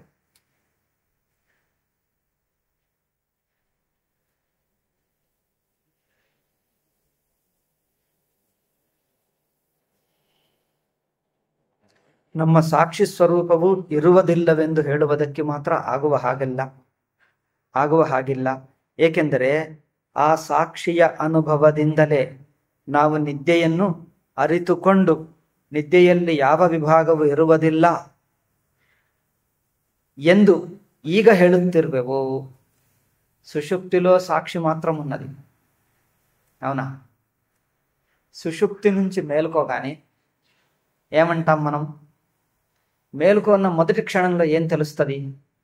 నేను, ఈ ప్రపంచం కనిపిస్తుంది, నేననే ఒక వ్యక్తిని వచ్చేస్తాను, నేననే ఈ వ్యక్తిని ఉంటాను, వ్యక్తి వచ్చేస్తానంటే వ్యక్తి అనుభవంలోకి వస్తుంది. నా చుట్టూ ప్రపంచం, నేను, నా చుట్టూ ప్రపంచం అని తోచగానే తక్షణమే ఇంకొకటి తెలుస్తుంది. ఇంతసేపు ఇట్లా లేకుండే అనిపిస్తుందా లేదా? మీరేమంటారు? నా భాష అర్థమవుతుందా? నాదంతా తెలంగాణ భాష. ఇంతసేపు ఇది లేకుండే అంటారా, లేకుండేది అంటారా? మీరేమంటారు? లేక ఉండి లేదు అంటారా? అది కన్నడిగుల తెలుగు. లేకుండేది అంటే ఈ నేను, ఈ ప్రపంచము, ఈ కనిపించేదంతా ఇంతసేపు లేకుండేది. ఇంతసేపు అంటే ఒక సుషుప్తి అనుభవం. అది లేకుండేది అనేది ఎట్లా చెప్పగలుగుతున్నా? మరి నేను ఈ వ్యక్తిగా లేను, ఈ ప్రపంచము ఈ వ్యక్తిగా సుషుప్తిలో లేకుంటే, అది మేలుకోగానే ఈ రూపము, నేనన్న వ్యక్తి, ఈ ప్రపంచము ఇంతసేపు లేకుండే. ఆ ఇంతసేపు లేనప్పటి ఆ తానే ఈ తాను, అందుకే చెప్పగలుగుతున్నాడు. అవునా? సుషుప్తిలో ఏ తానున్నాడో, ఈ నేను, ఈ ప్రపంచము, ఈ రెండు లేకుండా తానున్నాడు. అదే తాను ఇప్పుడు ఈ నేను రూపం ధరించాడు, ఈ జాగ్రత్త నేను రూపం. అందుకే ఇంతసేపు ఈ నేను రూపం లేకుండే అంటాడు. అనటానికి అతనే ఇతను కావాలి. అతనంటే ఆ సాక్షి. ఆ సాక్షే ఈ జాగ్రత్త సాక్షి అయితే ఇంతసేపు ఇది లేకుండే తాను మాత్రం ఉన్నాను అని చెప్తాడు. తాను మాత్రం ఉంటిని, ఇది మాత్రం లేకుండే అని చెప్పగలుగుతాడు. అంటే ఈ నేను అనే భావానికి అతీతంగా తానున్నాడు. ఆ తానే సుషుప్తిలో ఉంది. తాను సుషుప్తిలో ఉంది అనే కంటే నేనన్న భావం వదిలిన తనకే సుషుప్తి అని పేరు. సుషుప్తిలో తాను సాక్షి ఉన్నదని కాదు, సాక్షికే సుషుప్తి అని పేరు. అట్లా రెండు పెట్టకండి పండి. నేనన్న బుద్ధి వదలగా ఏ తానున్నాడో తనకే సాక్షి, అదే సుషుప్తి. తనకే సుషుప్తి అని పేరు. తాను ఇంకొక చోటికి వెళ్ళి సుషుప్తికి వెళ్ళొచ్చాను అంటే అది ఇంకొక ఊరు, ఆ ఊరికి వెళ్ళొచ్చాను అనటానికి. సుషుప్తికి వెళ్ళొచ్చానంటే అదొక ఊరు పేరా, స్థానం పేరా? అక్కడికి వెళ్ళి నేను వచ్చాననటానికి. సుషుప్తి ఇంకొక స్థానం పేరు కాదు, తనకే. ఏ తనకు? ఈ జాగ్రత్తలో మాట్లాడుతున్నాడు, వింటున్న ఈ నేనును వదిలి ఉన్న ఆ తనకు వ్యాపకతను, తాను ఒక వ్యక్తిత్వమును వదిలిన విశాలమైన ఆ తనను సుషుప్తి అన్నాడు.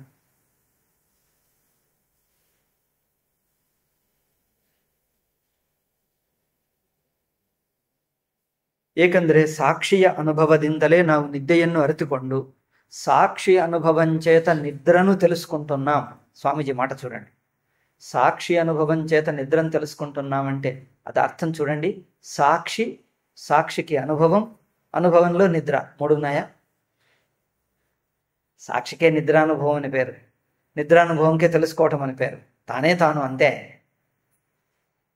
సాక్షి మాత్రం ఉండటాన్ని నిద్ర అన్నంగాని సాక్షి నిద్రను అనుభవిస్తాడా? నిద్ర అంటే ఒకటి అనుభవమా, లేక తాను మాత్రం ఉండటమా?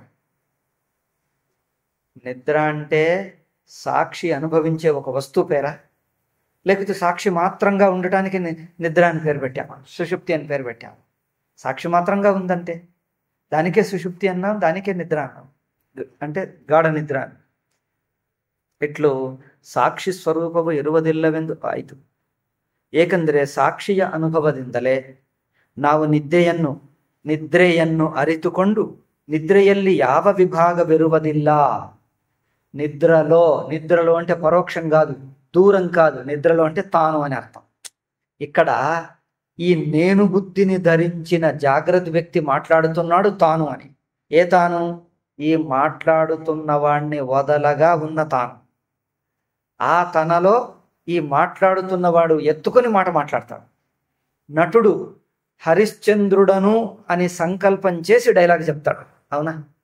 తాను హరిశ్చంద్రుడను అని ఊహ పెట్టుకొని హరిశ్చంద్ర డైలాగ్ చెప్తాడు. కానీ నటుడు నేను హరిశ్చంద్రుడను అనే సంకల్పం పెట్టుకోడు, ఊహ అభిమానము లేక సంకల్పం పెట్టడు, ఆ డైలాగు చెప్పడు. ఎందుకు? ఈ రెండు లేకుండా తానన్నాడు.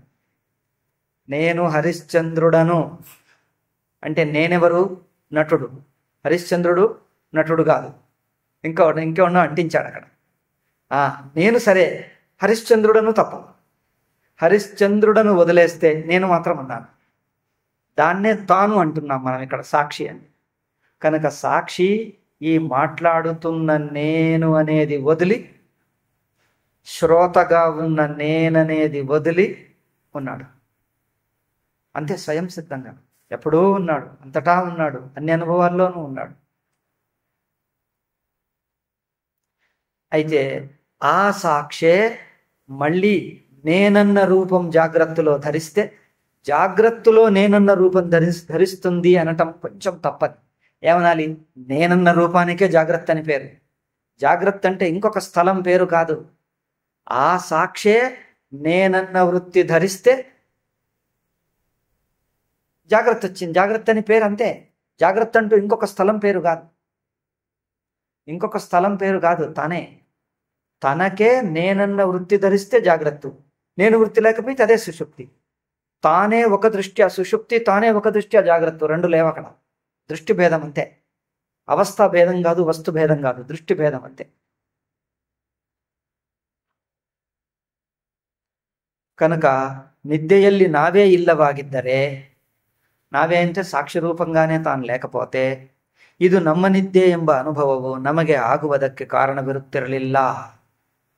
ఇది అంటే అక్కడ సాక్షే లేకపోతే మేలుకున్న తర్వాత ఈ అవస్థ నాది అని చెప్పడానికి ఎవరు ఉండేవాడు కాదు. అంటే అవస్థనే ఉండేది కాదు. సుషుప్తి అనేది, సుషుప్తిలో ఏమీ లేదు సరే, కానీ సుషుప్తి అనేది ఒకటి ఉందా? ఎవరికి తెలుసు? ఎవరికేం తెలుసు? నాకే. ఎట్లా తెలుసు? నువ్వు అక్కడికి వెళ్ళావా? అక్కడికి కాదు, అది నా పేరే సుషుప్తి అనేది. నేను ఇంకొకడికి పోవటం కాదు, నా పేరే సుషుప్తి. నన్నే సుషుప్తి అన్నారు. మరి నాకు నేను తెలియకుండా ఉంటానా? సుషుప్తి అంటే నేనే, మరి నేనంటే నేనుంటనే ఉన్నాను. ఒక వ్యక్తి దేవదత్తుడు, ఆయన ఎక్కడుంటాడో కాలనీలో వచ్చాడు కొత్తగా. దేవదత్తుడు ఎక్కడున్నాడో తెలియదు, ఏ ఇల్లో తెలియదు. అలా అడుగుతూ పోతున్నాడు, ఏమండి దేవదత్తుడి ఇల్లు, దేవదత్తుడు ఎవరండి తెలుసా మీకు? నాకు దేవదత్తుడిని కలవాలి అని అడుగుతూ అడుగుతూ వెళ్తున్నాడు. వెళ్తుంటే ఒక ఇంటి ముందు ఒక వ్యక్తి నిలబడ్డాడు. ఆయన అడిగాడు, ఏమయ్యా నీకు దేవదత్తుడు తెలుసా? వాడే దేవదత్తుడు. వాడు ఏమని చెప్పాలి? అవును తెలుసు అంటాడా? తెలియడు అంటాడా? నాకు తెలుసు అనాలా, తెలియదు అనాలా? వాడే దేవదత్తుడు. తెలుసు అంటే ఎప్పటి నుంచి తెలుసు? ఎట్లా తెలుసు? ఎప్పటి నుంచి ఎట్లన్నా చెప్పరాదు. పోనీ తెలియదు అంటాడా? తెలియదు అంటే అనలేడు, ఎందుకంటే తానే. తెలియడు అని రాదు, తెలుసు అని రాదు. ఏమని చెప్పాలి? తాను దేవదత్తుడు, తానే దేవదత్తుడు. అటువంటి వాడిని ఈ వ్యక్తి అడుగుతున్నాడు, ఏమండి మీకు దేవదత్తుడు తెలుసా అన్నాడు. అని ఏమని చెప్పాలి? వాడు బుద్ధిమంతుడైతే ఏం చెప్తాడు? నాకే కాదు మీకు కూడా తెలుసు అంటాడు. అవునా? దేవదత్తుడు నాకే కాదు మీకు కూడా తెలుసు. అయ్యో నాకు తెలియదండి నిజంగా అంటాడు. మీకు తెలుసు అంటాడు. అయ్యో నాకు తెలియదండి, దేవదత్తుడిని ఎప్పుడు చూడలేదండి అంటే మీరు ఇప్పుడే చూస్తున్నారు. అయినా వాడికి అర్థం కాదు, నేను చూడలేదండి అంటాడు. వాడికి ఏం చెప్పను? ఇంత చెప్తున్నా అర్థం కాకపోతే ఇంకేం చెప్పను? గిల్లి చెప్పాల్సి వస్తుంది. ఇప్పుడు కనిపిస్తుందా? ఇప్పుడు ఎవరు గిల్లారో తెలుసా? వాడే దేవదత్తుడు అని చెప్పాల్సి వస్తుంది. మరి ఇంకేం చెయ్యాలి? ఒక గిల్లాలో ఒక చంప దెబ్బ కొట్టి ఇప్పుడు కొట్టాడు ఎవరు తెలుసా? వాడు దేవదత్తుడు. ఇప్పుడు అర్థమైందండి అంట. అంటే నేరుగా చూస్తూ ఇంకా దేవదత్తుడు ఉన్నాడా అంటే నువ్వు అడుగుతున్నదే వాడిని. వాడు ఉన్నాడా అంటే ఏమర్థం? నేనున్నానా అని అంటే అర్థం ఏంటిది? ఇప్పుడు నేనున్నాను. ఇప్పుడు నేను మేలుకున్నానా అని ప్రశ్న ఎవరన్నా వేశారనుకో, ఏమండి నేను ఇంకా నిద్రపోయానా, మేలుకున్నానా? నువ్వు మేలుకున్నానా అని నువ్వు ప్రశ్న వేయాలా? నువ్వు ప్రశ్న వేస్తున్నావంటే మేలుకున్నావని అర్థం. మేలుకోకపోతే ప్రశ్న వేసేవాడివా? మేలుకోకపోతే ప్రశ్న వేసేవాడివా? ప్రశ్న వేస్తున్నావంటే మేలుకున్నావని అర్థం. ఇంకా చెప్పాలా దానికి జవాబు? ఏమండి నేను మేలుకున్నానా? అంటే ఏం చెప్పాలి? ఇక్కడ ఒకటి ఉంది పిచ్చాసుపత్రి, అక్కడికి పో చెప్తారు నీకు. నేను చెప్పలేను నీకు జవాబు, అక్కడికి వెళ్ళి చెప్తారంటారు. మరి ఏం చెయ్యాలి? నేను మేల్కొన్నానా అంటే అదేం ప్రశ్న? నువ్వు మేల్కొంటేనే ప్రశ్న వస్తుంది. ప్రశ్న వచ్చిందంటే మేల్కొన్నావు, అయిపోయింది. నేను మాట్లాడుతున్నానా అంటాడు. నేను మాట్లాడుతున్నానా, అదేం ప్రశ్న అయ్యా? నేను మాట్లాడుతున్నానా, ఈ ప్రశ్నకి ఏం చెప్పాలి జవాబు? నువ్వు మాట్లాడుతున్నావుగా, ఇంకా నేను చెప్పాలా? నువ్వు మాట్లాడుతుంటేనే అయిపోయింది. నీ ప్రశ్నకు ఆ ప్రశ్ననే జవాబు అయిపోయింది. అవునా? నేను మాట్లాడుతున్నానా అనే ప్రశ్నకు జవాబు ఏమిటి? ఆ ప్రశ్న వెయ్యటమే జవాబు.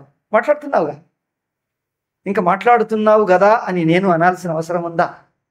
అది స్వయం ఆ ప్రశ్ననే తనకి జవాబు. అట్లా తానున్నాడు అనటానికి ఇంకా ఏ ప్రూఫ్ అవసరం లేదు.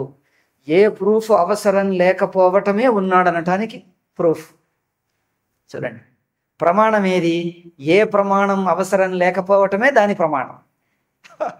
ఇదంతా ఊరికే తర్క భాష, అంతే, ఏం లేదు అక్కడ తర్కం. అందుకోసం నిద్ర అనే అనుభవమే లేకపోతే, నిద్రలో నేను లేకపోతే, నేనంటే తాను, నిద్రలో తాను ఉండి ఉండకపోతే నిద్ర అనే ఒక అవస్థ ఉన్నదనేదే మనకు తెలిసేది కాదు. అవునా? నిద్ర అనే మనకు అనుభవమే ఒకటి ఉన్నదని తెలిసేది కాదు. ఉన్నదని తెలుస్తున్నదంటే అక్కడ తానున్నాడు అని ರುಜುವೈಂದಿ. ನಿದ್ದೆಯಲ್ಲಿ ನಾವೇ ಇಲ್ಲವಾಗಿದ್ದರೆ ಅದು ನಮ್ಮ ನಿದ್ದೆ ಎಂಬ ಅನುಭವವು ನಮಗೆ ಆಗುವುದಕ್ಕೆ ಕಾರಣವಿರುತ್ತಿರಲಿಲ್ಲ. ನಿದ್ದೆಯಲ್ಲಿ ನಾವು ಇಲ್ಲವಾಗುವುದೇ ನಿಜವಾಗಿದ್ದರೆ ನಾವೆಲ್ಲರೂ ಈಗ ಇದೆ, ನಾವು ఇల్లదే నిజವಾಗಿದ್ದರೆ, ఇది అస్యూమ్ చేసి మాట్లాడితే శుష్క తర్కం. ఒకవేళ నేను ఇక్కడ లేకపోయి ఉంటే, నువ్వు ఉండనే ఉన్నావు, మాట్లాడుతూనే ఉన్నావు, లేకపోయి ఉంటే అంటే అది ఏం కల్పన? లేనిపోని కల్పన. ఉండనే ఉండగా, మాట్లాడుతూనే ఉండగా ఒకవేళ నేను లేకపోయి ఉంటే అంటే ఉన్నవాడివి నువ్వే, నువ్వు లేవు అనేది అది ఏం కల్పన? శుష్క తర్కం అంటే ఇట్లా ఉంటుంది. నువ్వు ఉండనే ఉన్నావు, మాట్లాడుతూనే ఉన్నావు, ఒకవేళ లేకపోయి ఉంటే అంటే అదేం మాట? దాన్ని ఊహించుకోవటమే కష్టం, ಶುಷ್ಕ తర్ಕಂ. అందుకని ನಿದ್ದೆಯಲ್ಲಿ ನಾವು ಇಲ್ಲವಾಗುವುದೇ ನಿಜವಾಗಿದ್ದರೆ ನಾವೆಲ್ಲರೂ ಸಾವಿಗಂಜುವಂತೆ. ಅದೇಮರ್ಥం? ಸಾವಿಗೆ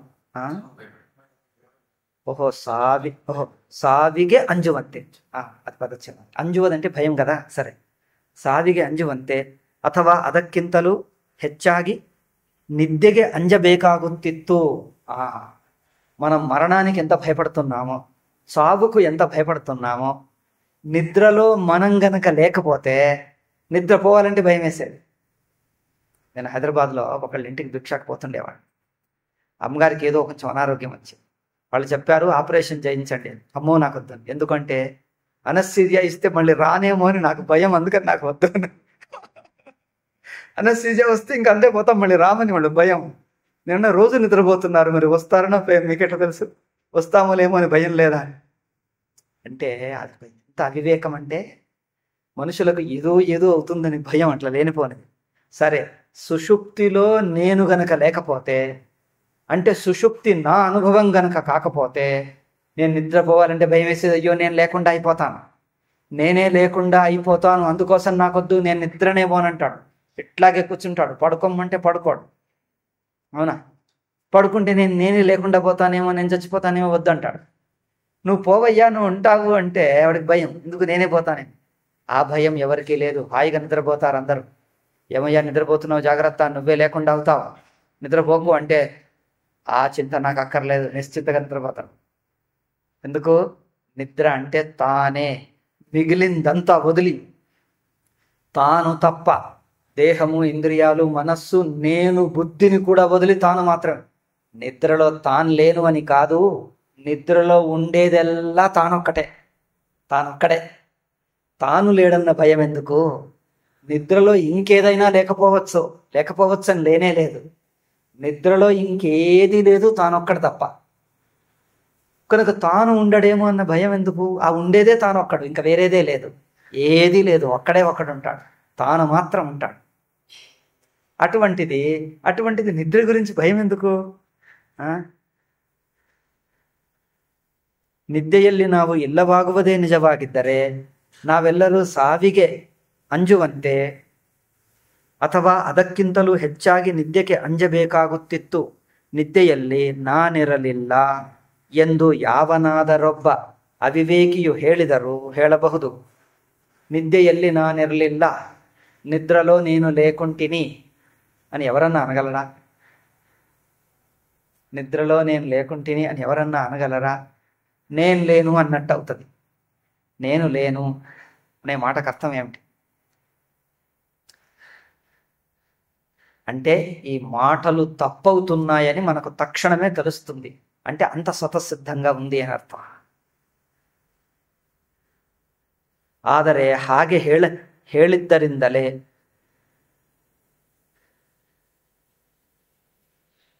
యావజ్జీవం అహం మౌని అని ఎవరో అన్నారట. విన్నారా శ్లోకం ఇది?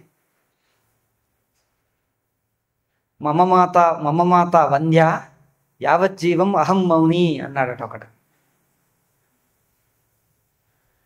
మమ మాత వంద్య యావజ్జీవం అహం మౌని.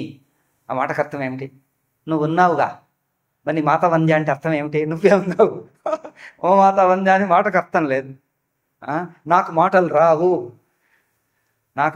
రావు, నేను మూగవాణ్ణి అని ఒకడు అన్నాడట. అయితే ఏమని తెలిసింది? నీకు అర్థమైందా అని ఇంకొకడిని అడిగాడు. అర్థమైందండి అన్నాడు. ఏమిటి? పాపం ఆయనకు మాటలు రావట. నేను వస్తాయనుకున్నా, ఇప్పుడు తెలిసింది ఆయనకు మాటలే రావట, మూగవాడట. స్వయంగా ఆయన నోటితోనే చెప్పాడు, నాకు తెలిసిపోయింది. ఇప్పటికీ ఆయనకు మాట మూగవాడని తెలిసిపోయింది నాకు. స్వయంగా ఆయన చెప్పాడండి, ఇంకెవరో చెప్తే అవునో కాదు అని మనకు సందేహం కలగచ్చు. స్వయంగా ఆయన నోటి నుంచే విన్నాం ఆయన మూగవాడు, మాటలు రావని. ఇంకా ఇంతకంటే ఇంకా గట్టి ప్రమాణం ఏం కావాలి? ఆయనకు మాటలు రావని నాకు తెలిసిపోయింది అన్నాడు. ఇది కరెక్టా? లేక వాడు ఆ మాట అన్నందుకే వాడికి నోరున్నదని తెలిసిపోయిందా? ఏది కరెక్ట్? ఏమిటి విమానమా? ఓహో ఇదే.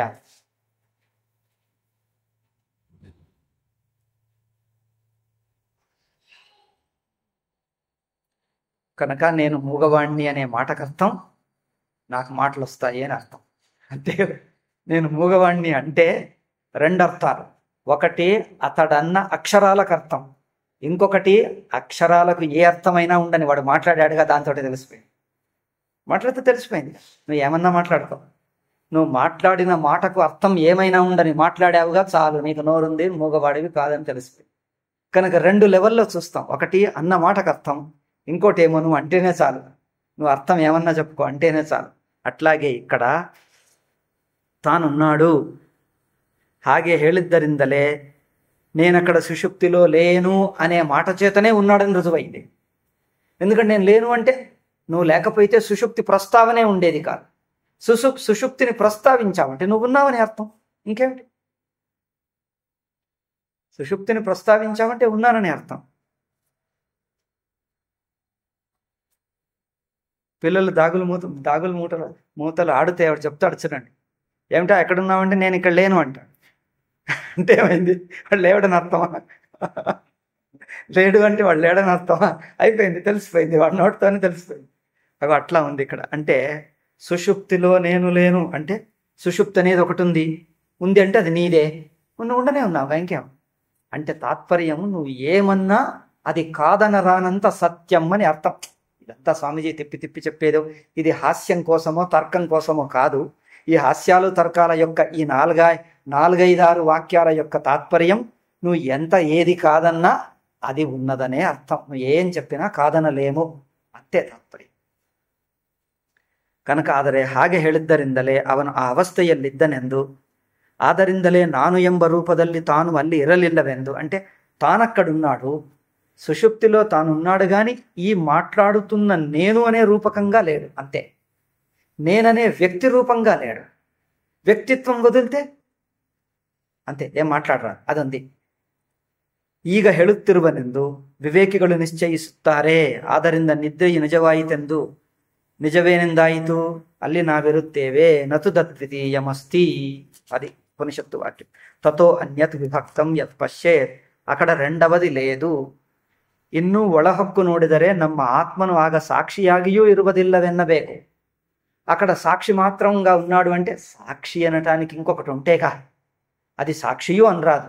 ಅದ್ವಿತೀಯಂ ಮಾತ್ರ ఉన్నది. ಏಕೆಂದರೆ ಇನ್ನೂ ಒಳಹೊಕ್ಕು ನೋಡಿದರೆ ನಮ್ಮ ಆತ್ಮನು ಆಗ ಸಾಕ್ಷಿಯಾಗಿಯೂ ಇರುವುದಿಲ್ಲವೆನ್ನಬೇಕು. ಏಕೆಂದರೆ ಸಾಕ್ಷ್ಯವಾಗಿ ಅನುಭವಿಸಲ್ಪಡುವುದು ಏನಾದರೂ ಇರುವಾಗ ನಮ್ಮ ಆತ್ಮನು ಸಾಕ್ಷಿ ಎನಿಸಿಕೊಳ್ಳುತ್ತಾನೆ. ನಿದ್ದೆಯಲ್ಲಿ ಅನುಭವಿಸುವುದಕ್ಕೆ ತಕ್ಕ ವಿಷಯವು ಆತ್ಮನಿಗಿಂತ ಬೇರೆಯಾಗಿ ಯಾವುದೊಂದು ಇರುವುದಿಲ್ಲ. సరే, అదంతా తెలిసిందే. ಆದ್ದರಿಂದ ನಾವು నిద్రయందు ಈಗ ఎచ్చర దృష్టిದಿಂದ అంటే ఇప్పుడు జాగ్రత్త దృష్టి నుంచి దేన్ని నిద్ర అంటున్నామో నిజానికి అదొంದು అవస్థనే కాదు. అది నేను ఇంతకుముందే చెప్పాను. అవస్థ అంటే నేను పొందుతున్న ఒక తాత్కాలిక స్థితి కాదు, అది నేనే, తాను మాత్రం ఉన్నాడు. ಆದ್ದರಿಂದ ಇದೊಂದು ಅವಸ್ಥೆಯೇ ಅಲ್ಲ.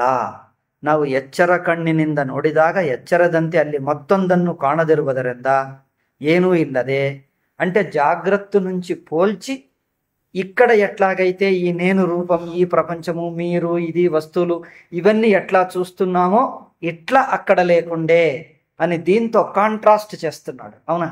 దీంతో పోల్చి ఇట్లా లేదు అంటున్నాడే కానీ దాన్నిగా ఏమీ చెప్పరాదు. అది మాత్రం ఉంది. సరే, దాన్నే కొంచెం రిపీట్ చేస్తున్నారు. నిద్రలో ప్రపంచం లేదు అంటే అర్థం ఏమిటి? అది ఇంకొక చర్చ ఉంది, అది రేపు చెప్తాం. నిద్రలో ప్రపంచం లేదు ఇదొక్కటి చెప్పేస్తే ఇంతసేపు చర్చించినది కొంచెం సమ్మరీ చేస్తాడు, అది రేపే చెప్తాం. ఇదొక్క పాయింట్ చెప్పి నిద్రలో ప్రపంచం లేకుండే అనే మాటకు అర్థం ఏమిటో చెప్పి ఇంతసేపు చర్చించిన విషయాల యొక్క ఒక 10-12 అంశాలు సారం చెప్పేస్తాడు. అది సారం చూసేసి తర్వాత ఇరువు గురించి అంటే ఉనికి గురించి ఇంకా కొన్ని పాయింట్లు ఉన్నాయి. రేపు చూద్దాం. ఓం శాంతి శాంతి శాంతి. హరి ఓం శ్రీ గురుభ్యో నమః. హరి ఓం తత్సత్.